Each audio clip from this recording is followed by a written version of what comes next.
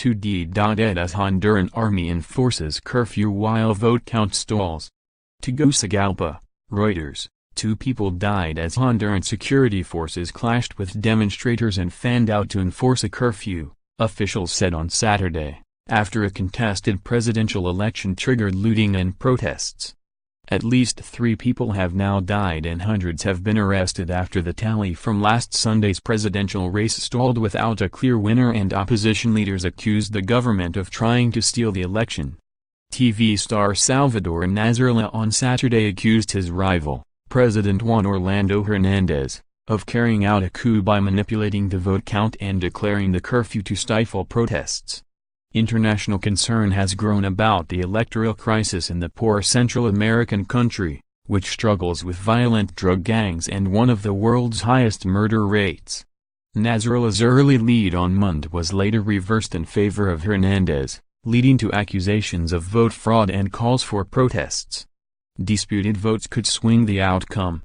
Nasralla held fast to his party's demands for a wider recount of disputed ballots, and on Saturday official results remained held up by Nasralla's demands that a recount of nearly 6% of the vote be extended to include thousands more polling stations. His party has refused to participate in the limited recount, forcing a standoff with the ruling party and election authorities. Many businesses around the capital were shuttered on Saturday as military forces manned outposts around key government buildings. 1 man was killed in the port city of Los Iba on Friday and a 19-year-old woman was shot in the head early Saturday in Tegucigalpa as soldiers busted up protesters' blockades of rubble and burning tires that had snarled traffic in the capital and major ports, a spokesman for the National Police said. More than 200 people have been arrested and more than 20 injuries have been reported in the skirmishes between protesters and security forces. Another protester was reported dead in Los Iba on Friday. Police said many who had been arrested had been freed, but did not specify the number. The government declared the curfew on Friday, expanding powers for the army and police to detain people. Under the decree, the National Police and Army are authorized to break up blockades of roads, bridges and public buildings.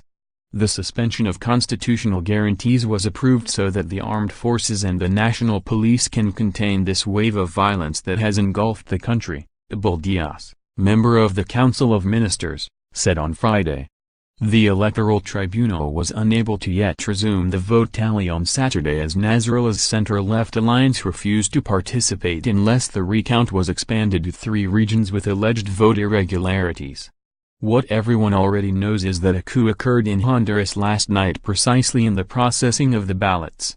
So, the whole world will not recognize these elections, Nasralla told local television.